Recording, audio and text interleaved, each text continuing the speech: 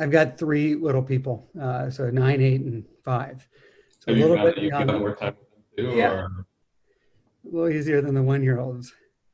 Yeah, actually, I would argue both ways, right? So part of my benefit is we're not going to kindergarten or school or homeschooling, which I hear is it's a challenge these days. So we don't have that, but then and again, I do get to spend more time with her, which is tremendous. But it is our first, so Yeah, yeah. everything is a journey. Everything is we feel like we're messing it all up all the time, but hopefully it all turns out all right. One day at a time. It's how we all felt, still feel. It's fun. Well, with that, why don't we kick it off? So, hey, everybody, Jim Benton here, CEO at Chorus. Thanks for joining us for the weekly briefing. This is our weekly chance to really look behind the insights behind the conversations, help leaders make great decisions. And today I'm joined by Karan Singh, who's the VP of Operations at Procore Technologies. Karan, how are you doing today? Doing well, man. Yeah. Hey, you're local to the Bay Area as well, or you're in the Bay Area right now. It's been a very crazy few weeks here, amongst other things. How are you holding up? You know what? We glass half full. That's the only way we go about it. I will say that I woke up this morning to my front yard covered in ash, and the house smells a little bit off. But everybody's happy, healthy.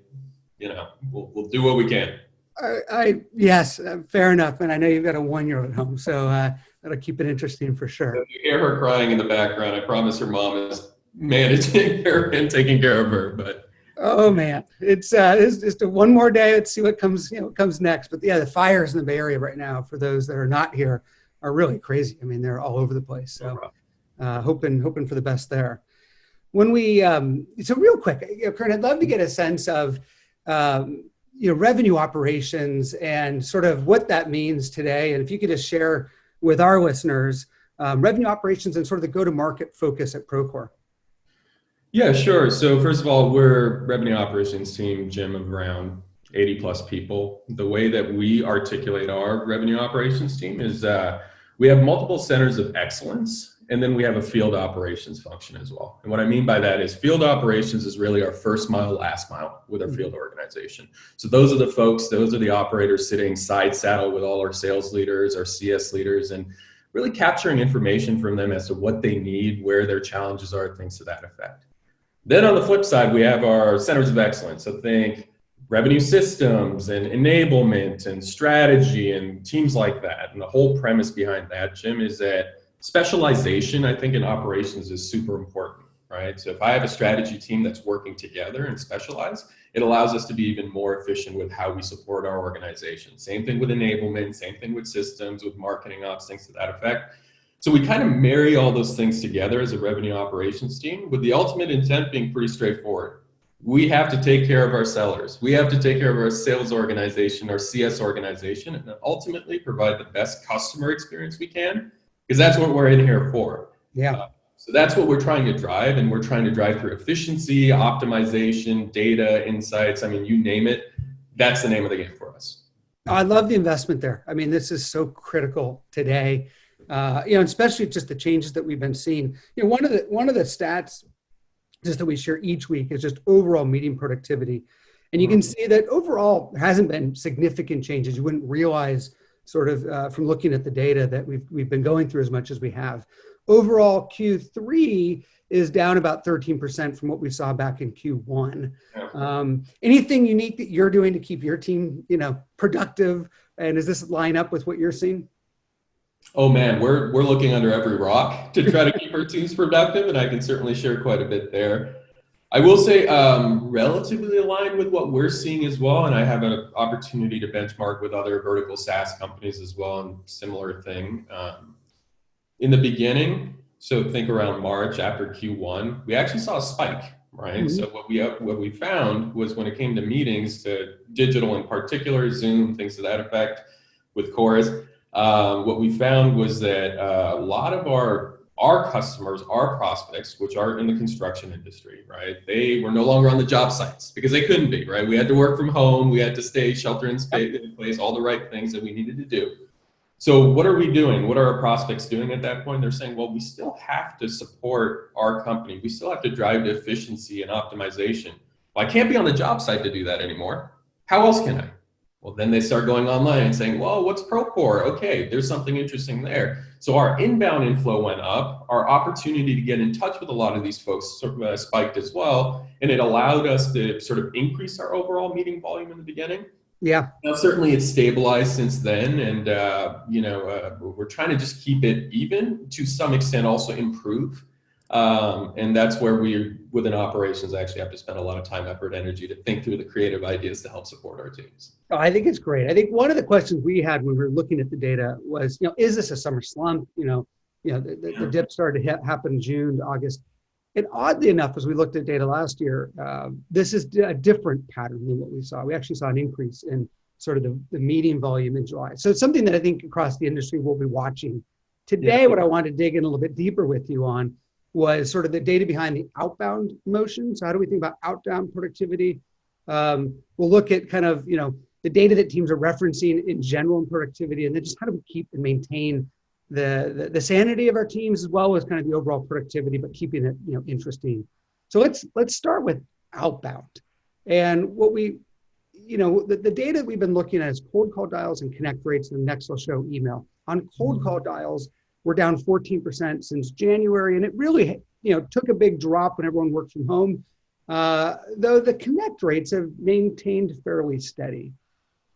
Karan, you mentioned earlier about warm outbound. I'd love to get your perspective on how Procore and yourself thinks about how to engage new customers from this perspective. Yeah, I think warm outbound is the key, right? So warm everything is the key. I would argue to you that cold has never really worked for me, right? I can't, Jim, if I called you and said, hey, hello, have you ever heard of Procore before? You'd look at me and say, what are you talking about, right? And I never want that to be the experience, A, our prospects get as our first experience with them. Yeah. B, that's not what I want our sellers to really be indexing towards either. So when I say warm, it's really about providing our sellers with the information they need and the guidance and coaching they need in order to have that warm connection. So think at the very top of the funnel, what is our intent data telling us? What are folks looking up, right? Should we be doing reverse IP lookups to understand what our prospects are looking for with respect to construction and project management?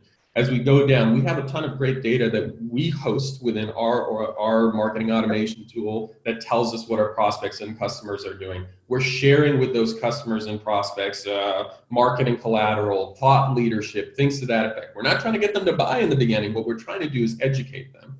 So if we do all our work right in the beginning, by the time our seller gets in front of a customer, whether it's a cold email, a cold call, whatever it may be, our prospects, our potential customers already have a sense of who Procore may be, or at least have a sense of the industry and have a sense of some of our thought leadership. It allows us the authority to then ask them the questions that we need to prosecute them the right way. So I can see that the dip is going down, but again, it's more to me about how do we go from cold to warm, I think is really the name of the game for how we support our sellers and our customers. When you're speaking about kind of the touch points that go in this, so it's a combined activity of calls and emails and other types of materials that you're using to warm people up. On the BDR side, we're seeing that BDRs are sending over 400 emails per week now, up from 250 in February, 60% increase. I'm curious as you think about maybe the touch, the number of touches, or how you think about the optimal touches for these accounts. Yeah, great question. First of all, I'm not overly surprised that the emails are spiking, right? Again, if we're having a harder time getting a hold of folks over the phone, but certainly email is going to be how we supplement. The way that I look at it is I do care about emails, I do care about calls, but I think it's just more broad than that. It's touch point. We have a touch point strategy. So the way we look at it is social is a component of it, email is a component of it, the calls are a component of a touch point strategy. Doing one over the other is not necessarily the approach that we recommend. It's more about how do you sort of mix all those things together. So how many touch points do we actually need in order to reach out to our prospect effectively and help educate them on what is Procore? And touch points could be a mixture of, again, social, email, calls, and then it's the order of operations of how we think about those different touch points in order to get the sort of the best opportunity to convert with a customer. Does that make sense? It does. I'm curious, as you think about just the changes in the environment that we're in, what have you had to do differently on the touch points, or how have you engaged with your customers? Have you had to change anything about the approach, the style, the message today from what you're doing, previously?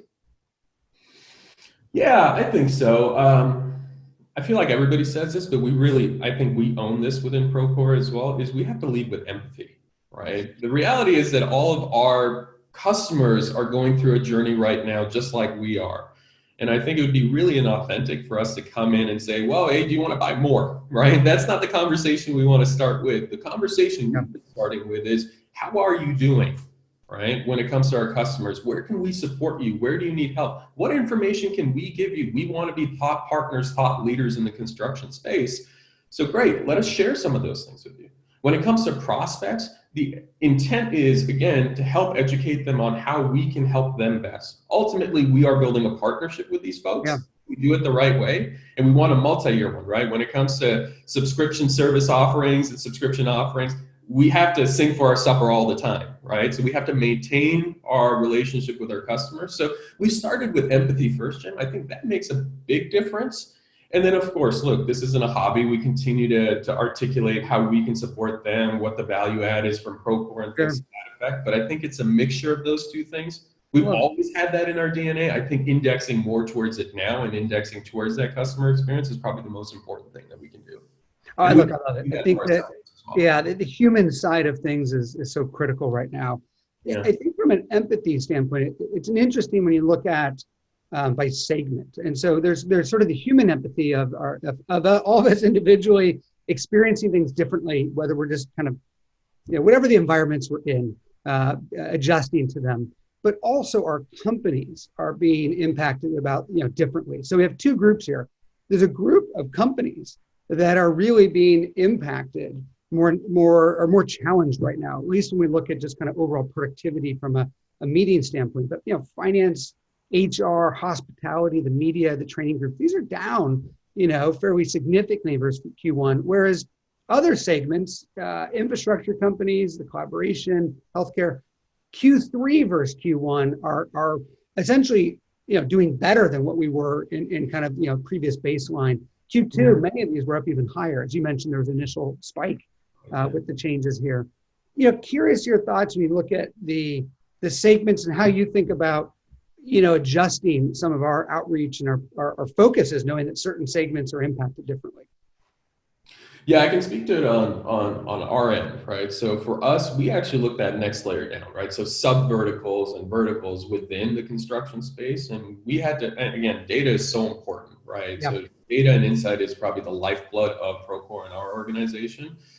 We had to look around and say, well, where is the opportunity? Where are the challenges with regards to the information we're seeing? Now, we haven't had a ton of it, right? So everybody's in the same boat. When you have a month of information, is that really all the information you have, right? Is that really meaningful for you? To an extent, we've had to extrapolate and things to that effect. But ultimately, if we know where there's opportunity, but we also know where folks are struggling or companies are struggling, verticals are struggling, we've been able to be nimble on our end and say, hey, how do we make sure we ensure our seller success? Well, that comes with orienting ourselves towards the right target market and being nimble and being able to do that, to be able to articulate to our sellers that, hey, this is where we want you to focus. And here's the why behind it. It is ultimately for you and to help you. And that is kind of the dynamic nature, I'd say, of revenue operations, of a revenue engine that I think is absolutely paramount for us to be successful. So we're trying that. We're continually doing that. The point or the name of the game here is iteration over perfection. So we're continuing to try to iterate and figure out the way that we can help our sellers the most, and really ultimately our customers as well. How do you think about from a CS standpoint and really renewals and retention? So there are certain segments that are being impacted more significantly, at least just in the short term. Hopefully we get beyond this fairly quickly. What should we all be doing in this industry when it comes to renewing and having the right programs for the companies that are more negatively impacted?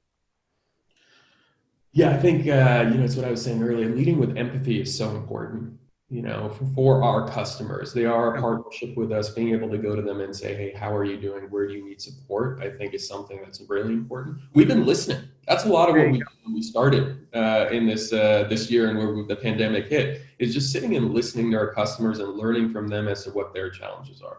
That was one component.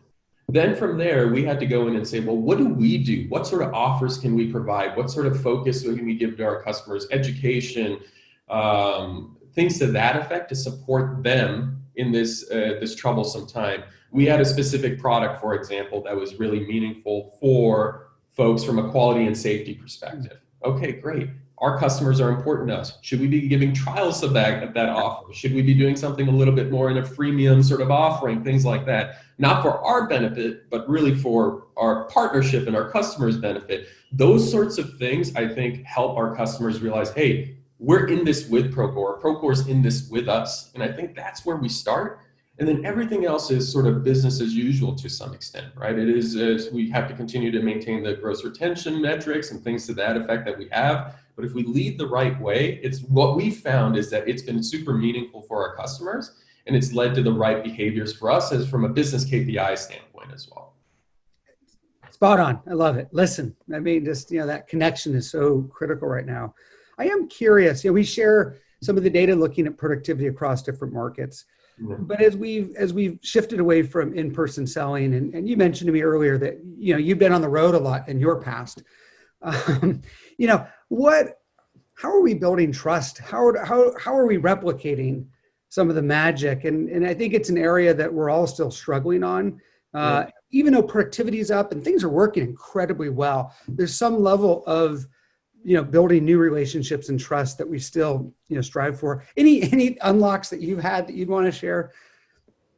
Yeah, it's a great question, Jim. I have to say, in my past life, I was in cybersecurity and then I was in big data. And in both of those, it was a six-legged sales cycle, the Global 2000. You walk into a customer's office and you sit there and you espouse and you educate and all those things. And without that, it was increasingly difficult to have sort of the right conversation. To some extent, that paradigm has just shifted, right? So I think there's a little bit of latency for some organizations to absorb that we are all digital and this is just a part of it now, right?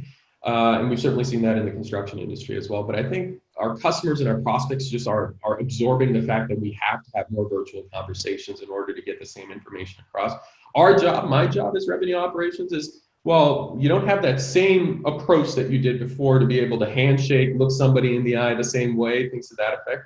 How do we supplement that with more information, more context, more thought leadership, other aspects of our sales motion, of our customer journey, so to speak? How do we spike those things up so we kind of build around it, right? Because it is a comprehensive sort of experience with our customer. It's not just about the seller, it's about the overall experience. So we're trying to help in the areas that we can to sort of supplement what we may have lost to some extent until folks fully understand, right, and get comfortable with the new normal, so to speak. Look, I agree. I think that, I'm torn because we're gaining so much on one perspective.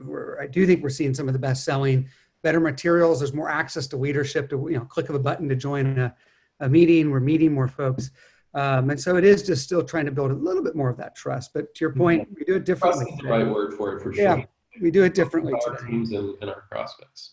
I had one of my leaders on my team came by for a one-on-one this week as just a small example. So instead of the Zoom, said, hey, how about I come by your house?